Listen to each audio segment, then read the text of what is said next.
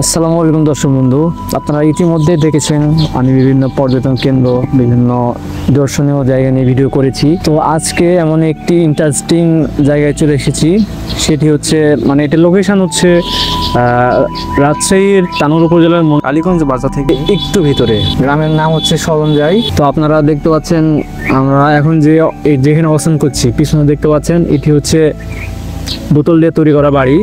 তো আজকে এই বিষয়ে আলোচনা করব, চলুন শুরু করা যাক।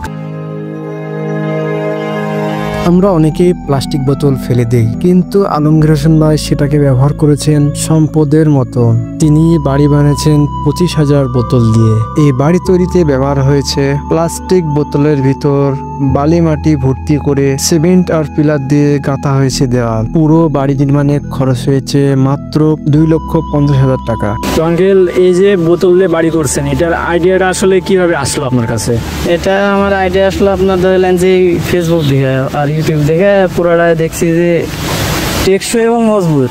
আর আপনার গরমের সময় হলো ঠান্ডা হয়ে থাকতে রুমটা, আর ঠান্ডার সময় গরম হতেছে। তারপরে হলো আপনার ইটের চেয়ে হলো মজবুত হবে বেশি।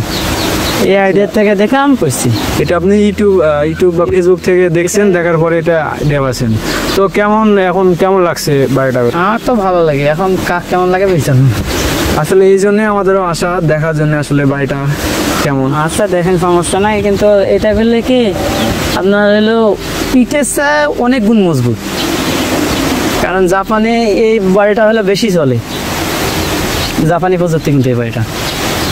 আচ্ছা আঙ্কেল, ধন্যবাদ। আলমগীর ভাই বিদেশ থেকে আসার পরে ভেবেছিলেন নতুন কিছু করবেন যাতে পরিবেশের উপকার হয়, তাই এই বোতল দিয়ে বাড়ি বানানোর চিন্তা ভাবনা করেন। এই বাড়ি দেখতে প্রতিদিনই লোকজন এখানে ভিড় করে, কেউ ছবি তুলে, কেউ বা ভিডিও করে। পরিবেশ বান্ধব এবং সাশ্রয়ী নতুন কিছু করার ইচ্ছায় বদলে দিতে পারে সমাজকে। প্লাস্টিক যেখানে দুশ্চিন্তার কারণ, আজ সেটা দিয়ে তৈরি হচ্ছে নতুন এবং সৃজনশীল ঘর। এই ছিল আজকের ভিডিও। ভালো লাগলে অবশ্যই লাইক, কমেন্ট, শেয়ার করবেন এবং সাবস্ক্রাইব করে পাশে থাকবেন। দেখা হবে নতুন আরেকটি সুন্দর জায়গায়।